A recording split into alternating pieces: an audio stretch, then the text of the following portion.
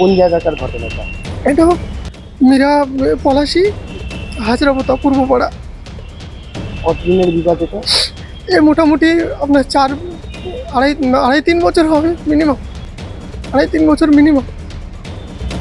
আপনার নামটা বলুন। এমডি বকুল শেখ। অভিযোগ এলাকার মেম্বার জোর জবরদস্তি এক নির্দল প্রার্থীর বাড়ির বা জমি দখল দেওয়ার চেষ্টা করে, আর এটা জমি তিনি একজন সিভিক ভলেন্টিয়ার চাকরি করে, আর তিনি না দেওয়াতেই তার বাড়িঘর সকালবেলায় ভাঙচুর করে। পুরো এলাকা এখন বর্তমানে উত্তেজনার সৃষ্টি হয়েছে। এলাকায় রয়েছে প্রচুর পুলিশ। পুরো ঘটনার তদন্ত সাপেক্ষে বোঝা যায় মেম্বার বাড়ি এবং জমি দখল করতে চাইলে বাড়ির মালিক জমি না দিতে চাইলে তাকে জোর জবরদস্তি করে জমি দখলের হুঁশিয়ারি করা হয়, আর তারপর তার বিরুদ্ধে ক্ষমতা বজায় রাখার চেষ্টা করা হয়। তাদের বাড়ি ভাঙচুর এবং এলাকায় তাদেরকে হুঁশিয়ারি জারি করা হয়। তারা ইতিমধ্যেই পলাশিপাড়া থানায় অভিযোগ দায়ের করেছে। সিভিক যার বিরুদ্ধে এই অভিযোগ করছেন তৃণমূল, তার নাম বকুল শেখ, মেম্বার তার নাম আজাদ শেখ। এলাকায় যথেষ্টই উত্তেজনা সৃষ্টি হয়েছে, রয়েছে প্রচুর পুলিশ মোতায়েন। বকুল শেখ একজন ব্যক্তি, তিনি একজন সিভিক পুলিশের কর্মরত। অভিযোগ তার বাড়িতে তার কাকার ছেলেরা চড়াও হয়েছে যে বাড়ি দখলকে কেন্দ্র করে, যদিও সেটা কোর্টের অধীনে রয়েছে এখনো পর্যন্ত। সেটা কিভাবে সম্ভব কোর্টের অধীনে থাকা সত্ত্বেও বাড়ি ভাঙচুর করা? এবং দ্বিতীয় প্রশ্ন হচ্ছে, তিনি দাবি করেছেন যে তিনি পুলিশে কর্মরত, চাকরি করেন এখনো সিভিক পুলিশে। তিনি এক সময় নির্দলে প্রার্থী দিয়েছিলেন বলে তার ওপর প্রভাব তৃণমূলের কাকার যে ছেলে যে তৃণমূল করে, সেই প্রভাবটা খাটিয়ে পুলিশকে ব্যবহার করছে। কি বলবেন? দেখুন, যেটুকু জানতে পারা যাচ্ছে যে এটা সম্পূর্ণ পারিবারিক ব্যাপার এবং এই নিয়ে তারা মামলা মোকদ্দমা করেছেন এবং সেটা কোর্টে পেন্ডিংও আছে, এবং এ ব্যাপারে তৃণমূল কোনোভাবে জড়িত নয়। তার বদলি কোথায় হলো না হলো এটা তৃণমূল বদলি করে না, এটা ডিপার্টমেন্টাল হেড আছে যারা, তারা এই সমস্তগুলো করে থাকেন। এগুলো যথারীতি আইন মেনেই হয়। সুতরাং এখানে তৃণমূলের কোনো প্রশ্নই নেই, তৃণমূলের কোনো বক্তব্য। আমার মনে হয় এগুলো বিচারাধীন, আদালতের বিচারাধীন, যেহেতু আদালতেই এর বিচার হবে এবং সুষ্ঠু বিচার হবে। এখানে তৃণমূল কোনোভাবে জড়িত নয়, আমি আবারও বলছি। পৃথিবীর 3 ভাগ জল 1 ভাগ স্থল, তাই পানীয় জলের অভাব নেই, কিন্তু বিশুদ্ধ পানীয় জল একটাই, বৃষ্টি অ্যাকোয়া। প্রতি ফোঁটায় আনে তৃপ্তি, মেটায় তেষ্টা। বৃষ্টি অ্যাকোয়া, বিশুদ্ধ পানীয় জল। মীরা পলাশিতে বাড়ি একজন সিভিক ভলেন্টিয়ার, তিনি সিভিক পুলিশের কর্মরত। ঘটনা হচ্ছে তার বাড়ি ভাঙচুর করা হয়। অভিযোগ তার কাকার ছেলে তৃণমূলের সাথে যোগসূত্র আছে বলে পুলিশকে ব্যবহার করে তার বাড়িতে আক্রমণ চালাচ্ছে। একটা সময় তিনিও তৃণমূল করতেন, কিন্তু নির্দলীয় প্রার্থী দিয়েছিলেন বলে তার ওপর এই আক্রোশ বলে মনে হচ্ছে। কি বলবেন ঘটনা নিয়ে? দেখুন, পশ্চিমবাংলায় সাধারণ মানুষ, বিরোধী রাজনৈতিক দলের নেতাকর্মী সহ পুলিশ প্রশাসন এবং সিভিক যারা আছে, তারাও আজকে তৃণমূল রাজত্বে নিরাপদে নেই। যারা মানুষকে নিরাপদে রাখার দায়িত্ব যাদের উপরে, তারা আজকে নিরাপদহীনতায় ভুগছে।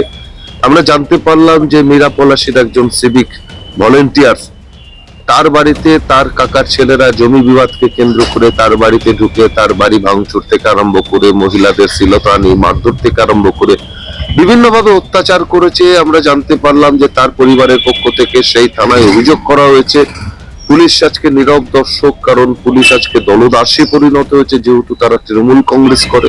তাই পুলিশ সদুত্তর ভূমিকা নেয়নি। যদি পুলিশ আরো করা হতো তাহলে হয়তো বাড়ি ভাঙচুর এরকম ঘটনা ঘটতো না।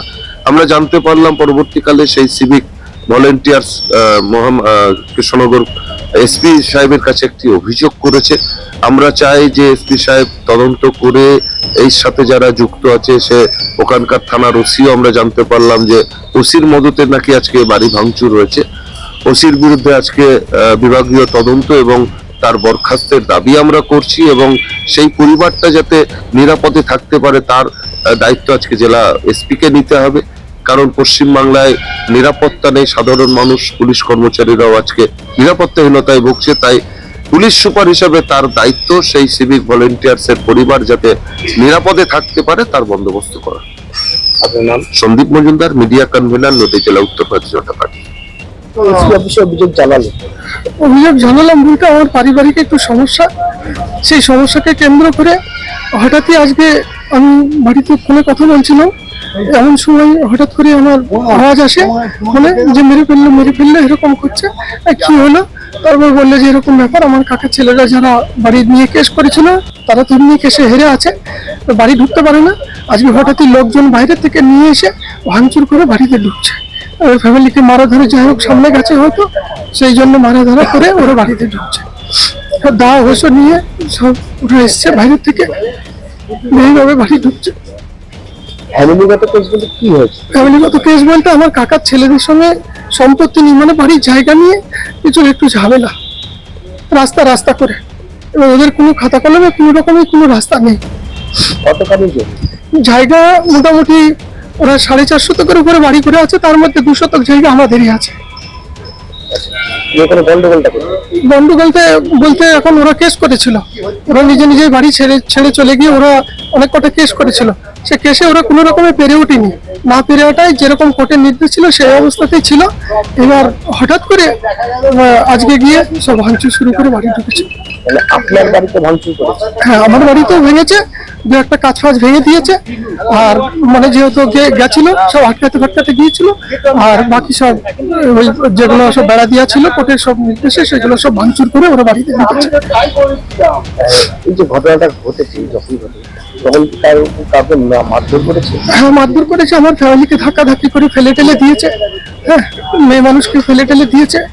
এবং আমি এখানে আছি, আমি ডিটেলস খবর এখনো তারা ফোন বারবার ধরতে পারছে না। গোটাবাটা করে আমি যেটুকু জানতে পেরেছি সেটুকুই আপনাদের বলছি। এখন বেশি কিছু আমি জানতে পারি না, আমি সেরকম ভাবে বুঝতে পারছি না। তারা কোথায় আছে? তারা যারা ভাঙচুর করেছে, মারধর করেছে, তারা বাইরে থেকে যারা এসেছিল তারা অলরেডি ভাঙচুর করে সব ওদেরকে বাড়িতে ঢুকিয়ে দিয়ে তারা সব চলে গেছে। আচ্ছা, আপনার তাদের সাথে গন্ডগোল তারা? আপনার কাকার ছেলে? হ্যাঁ, আমার কাকার ছেলে, তারা ছোট কাকার ছেলে। তারা এই মুহূর্তে শুনলাম, এখন কিছুক্ষণ আগে ফোন পেলাম যে ফাঁড়িতে অফিসার ডেকেছে নাকি, সেখানে গেছে, এবং আমার দাদাদেরকেও ডেকেছি, তারাও গেছে। এই ঘটনায় কি জানালেন? অভিযোগ জানালাম যাতে আমি এখানে আছি, পুলিশ লাইনে আছি, আমার ফ্যামিলির যাতে সুস্থ থাকে, বা এই বিষয়টা যেন টোটালি দেখা হয়, ভালো করে দেখুক যাতে কোনো রকম কোনো সমস্যা বাড়িতে না হয়, বা পুনরায় যেমন ছিল কোর্টের নির্দেশ অনুপাতে ওরা যদি পায় তাহলে সেটা নেবে বা বাড়িতে যাবে। পরবর্তীতে এরকম কোনো অশান্তিজনক ঘটনা যাতে না হয় সেটার জন্য জানানো হলো। শুধু কি পারিবারিক অশান্তি নাকি অন্য কোনো কারণ আছে? অন্য কারণ বলতে আমি একটু সারা জীবন টিএমসি করে এসেছি, শুরু থেকে আমি একটু রাজনৈতিক ভাবেও ছিলাম, যার কারণে মাঝে পঞ্চায়েত ভোটে আমি একটু প্রার্থী দেওয়াকে কেন্দ্র করে একটু ঝামেলা হয়, আমি নির্দলীয় সহযোগিতায় ছিলাম, এটাই মেন ইস্যু। তারপরে আমাকে পঞ্চায়েত ভোটে নির্দল হেরে গেলে আমাকে পালিশমেন্ট দেওয়া হয় জোরানপুরে আমি 5-6 মাস ছিলাম ওখান থেকে। তারপরে আবার ফের আমাকে এসে ট্রাফিকে দেওয়া হয়, ট্রাফিক থেকে আবার ফের আমাকে আজকে হঠাৎ করে 15 দিন হলো, 15 দিন 15-16 এরকম যাই হোক হবে নিয়ে এখানে বলা হয় যে আমাকে লাইনে ডিউটি দিয়ে বলে আমাকে এখানে নিয়ে এসে রাখা হয়। আমি বাড়ি যেতে চাইলেও বলা হয় যে না, বাড়িতে যাওয়া হবে না, এখন যাওয়ার নিষেধ আছে। আজকে হঠাৎ এই নিষেধ শুনতে আজকে হঠাৎই শুনছি বাড়িতে এরকম ঘটনা। বাড়িতে 2 ছোট বাচ্চা আছে, খুব চিন্তিত আছি। টাকা পয়সা লেনদেন নিয়ে কি কোনো ঝামেলা হচ্ছে? না, টাকা পয়সা লেনদেন আমাদের কোনো ঝামেলা নাই। ওরা যদি বলে থাকে তাহলে হয়তো কাউকে সাজিয়ে বলছে যাতে আমাকে কোনো রকম একটা হ্যারেস করা যায়। এই মানে কি পানিশমেন্ট দিয়েছিল? পানিশমেন্ট আমি পঞ্চায়েত ভোটে এটা পঞ্চায়েত ভোটের সময় আমাকে যখন দেওয়া হয় তখন আমাকে বাড়ি থেকে ডেকে শিশি দেওয়া হয় এবং বলে তোমার জোরানপুরে ডিউটি। কারণ জিজ্ঞেস করলে কিছু বলিনি, যাই হোক বললো অত জানি না, তুমি জোরানপুরে চলে যাও। জোরানপুরে ওখানে থাকি। তারপরে এদিনকেও আমাকে যখন শিশি দেওয়া হয় সেদিনকেও আমি জিজ্ঞেস করি যে এরকম ব্যাপার, স্যার কোনো অসুবিধা, আমার তো এরকম শরীর আর অসুস্থতা, তা এই মুহূর্তে না পাঠালে ভালো হতো। তাও বলে যে আমরা ডাক্তার নাই, আমরা প্রেসক্রিপশন দেখতে জানি না, তোমাকে যেখানে পাঠাচ্ছে ওখানে চলে যেতে হবে, চলে যাও। আমি সেই মতো নিয়ে এসে এখানে আছি। আমাকে বাড়িতে ডেকে বড়বাবু বলে যে এরকম এরকম ব্যাপার, যে এই যে গেটটা খুলে দিবি, যেগুলো বন্ধ করা আছে বাড়ির গেট, মানে যে বিবাদী যে ঝামেলা জায়গাটা নিয়ে, সেগুলো সব তো বেড়া দিয়ে আটা আছে। সেই জন্য বলছে যে বড়বাবু বললে যে বেড়াটা তাড়াতাড়ি খুলে দিবি, আজকে রাতের মধ্যেই খুলবি, যদি না খুলিস তাহলে কাল সকাল হতে হতে তোকে যেন লকাপে ভরা হয়। বললো মেজবাবুকে ডেকে বললো যে একে যেন লকাপে ভরি দেওয়া হয় এবং বিভিন্ন কেসে ফাঁসিয়ে ওকে ভরি দেওয়া হবে। এই বলার ভয়ে আমি শুনিয়ে তারপর ওখান থেকে আমি একটু আত্ম হয়ে কিছুদিন আমি সরেও গিয়েছিলাম, ছুটি নিয়ে আমি কিছুদিন সরে গেছিলাম, যাতে আমাকে ওই সব ইয়েতে না করতে পারে, ধরতে না পারে। তোমার কাকার ছেলেরা তারা কোন দল করে? আমার কাকার ছেলেরা প্রথমত করতো সিপিএম থেকে, যাই হোক এখন ওই বিবাদে পড়ার জন্য এখন হয়তো টিএমসিতে যোগ দিয়েছে বা টিএমসি। তার জন্য কি এই পুলিশের এত প্রেশার? জি হ্যাঁ, আমার একটু হিসাবে ধরতে গেলে এখন আমার তাই, সেইটাই আমার ওইটাই কাল হয়ে গেছে। মানে শাসক দলের প্রশাসন থেকে পুলিশকে ব্যবহার করছে কিভাবে অভিযোগ কি আপনার? এটা সত্যি খুব মেনে আমার খুব খারাপ লাগছে, কারণ আমি হয়তো সম্পূর্ণ সময় টিএমসি করে এসেছি, যদিও আমি যে কদিন দল করেছি, এবং তাছাড়াও হয়তো নির্দলটা করেছি একটা কারণবশত, সেটা মানে অভিমানের উপরে, কিন্তু তাই বলে এই নয় যে আমি শাসক দল থেকে সরেছিলাম, এটা নয়। কিন্তু তার সেইটাকে কেন্দ্র করে আজকে আমাকে এরকম ভাবে বিভিন্ন রকম ভাবে বিভিন্ন দিক থেকে প্রেসার করে এবং চাপাচাপি করা হচ্ছে। তোমার নাম? আমার নাম এমনি বকুল শেখ। কি চাইছেন? আমি চাইছি সমস্ত কিছু শান্তভাবে থাক, আমার ফ্যামিলিটা সুস্থ থাক, আমার চাকরিটা সুস্থ জায়গায় থাক, আমি এটাই আমার সাহেবদের কাছে চাইবো। এই ঘটনার পর কি মনে করছে এই চাকরি যাওয়ার কোনো ভয় আছে? সেটা আমি কি করে বলবো, যদি চাকরি চলে যায় তাহলে আমার কিছু করার নাই, এখন আমার ফ্যামিলিটা তো আমাকে বাঁচাতে হবে, সুস্থ রাখতে হবে। কোন জায়গাকার ঘটনাটা? এটা মীরা পলাশি, হাজরাবোতা পূর্বপাড়া। কতদিনের বিবাদ এটা?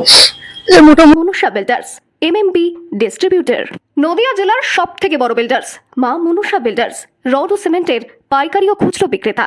আমাদের ঠিকানা পদ্মবিলা ঠাকুরবাড়ি, চাকদা, নদিয়া। নদিয়ার সব থেকে বড় English medium school JRS public school, প্রায় 35 বিঘা জমির ওপর গড়ে উঠেছে বিশাল ক্যাম্পাস। নার্সারি থেকে শুরু করে উচ্চ মাধ্যমিক, ITI college, law college, BEd college, ভর্তি চলছে জেআরএস পাবলিক। আপনি কোথায় ইনভেস্ট করবেন, কেন করবেন, বুঝতে পারছেন না তো? সঠিক গাইডলাইন পেতে আজই আসুন নদিয়ার চাকদাতে নিবেদিতা প্রাইভেট লিমিটেডে। Nivedita private limited, marketing and distribution service. Balcony বা সিঁড়ির রেলিং, মডিউলার কিচেন বা ড্রয়িং রুম, এক কথায় আপনার স্বপ্নের বাড়িকে করে তুলুন আরো সুন্দর। Chakdah ply centre, gorgeous look বা কোয়ালিটি সবে 3 নম্বর 1 Chakdah ply centre. Chakdah ply centre, KBM, Chakdah, Nadia. হোমওয়ার্কটা করেছো? হ্যাঁ স্যার। এ বাবা, ভুল করেছো কেন? চোখে কেমন ঝাপসা দেখছি, লিখতে আর পড়তে খুব সমস্যা হচ্ছে। চাকদার মডার্ন অপটিক্স থেকে ভালো চোখের ডাক্তার দেখিয়ে নাও। প্রতিদিন প্রকৃত চোখের ডাক্তার ও দৃষ্টি বিশেষজ্ঞ মডার্ন অপটিক্স, চাকদহে। চাকদা অ্যালুমিনিয়াম সেন্টার, প্লাই, কাঁচ, laminates, kitchen fittings, door lock, window ও অ্যালুমিনিয়ামের খুচরো ও পাইকারি বিক্রেতা। চাকদা অ্যালুমিনিয়াম সেন্টার, পূর্ব লালপুর, 50 নম্বর রেলগেটের পাশে, চাকদা, নদিয়া। রুম রে মাত্র 1500 টাকা থেকে স্টার, খাওয়া দাওয়া রিজনেবল প্রাইস। নদিয়ার একমাত্র 3 স্টার ক্যাটাগরি হোটেল এনবি সোনার বাংলা হোটেল, কল্যাণী এইমসের ঠিক উল্টো দিকে, কল্যাণী, নদিয়া।